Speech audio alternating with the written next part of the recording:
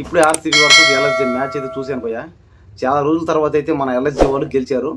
ఈ మ్యాచ్ జరిగింది ఎక్కడంటే లక్నోలో జరిగింది. ఇంకా ఓవరైనా ఈ ఓనర్ని చూస్తుంటే మాత్రం రాత్రి దండాలు పెట్టేసుకున్నాడు అతను. 6 పడ్డా 4 పడ్డా ప్రతిసారి ఆ ఎల్ఎస్జీ దాన్ని ట్యాగ్ తీసుకోవడం, కాళ్ళకి అద్దుకోవడం. ఇంకా అందరూ ఫెయిలియర్ అనమాట ఈ ఆర్సీబీ బ్యాట్స్మెన్లు, బౌలర్లు అయితే. అంటే ఫెయిల్ అంటే మరీ అంత ఫెయిల్ ఏం కాదు. ఈ కెప్టెన్ కానీ అందరూ బాగానే ఆడారు. కానీ ఏంటంటే కొద్దిగా టైం సహకరించాలి అంతే. జస్ట్ ఒక 10-15 రన్ తేడాతో గెలిచాడు అంతే. 10 కూడా కాదు, జస్ట్ ఒక 10 రన్సే కావాలి.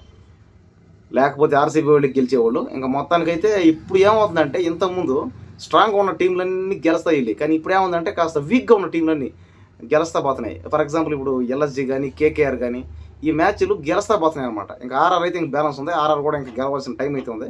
ఇంక నుంచి ఎలిమినేషన్ టైం అయితే స్టార్ట్ అయిపోద్ది అనమాట. అంటే ఎవరైతే ఓడిపోతారో వాళ్ళు ఇంకా తిరిగి వచ్చేసింది, ఇంకా వెనక్కి వెళ్ళిపోవాల్సిందే. ఇంకా ఫైనల్స్ స్టార్ట్ అవుతాయి.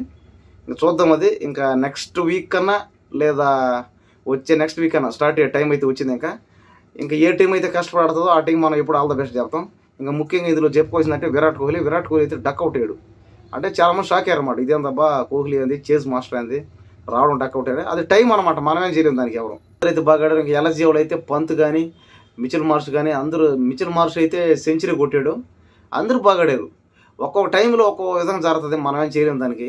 ఇంకా చూస్తా ఓపి పడి చూడాల్సింది తప్ప. మ్యాచ్ అనేది, క్రికెట్ అనేది జస్ట్ ఒక ఎంటర్టైన్మెంట్ అంతే.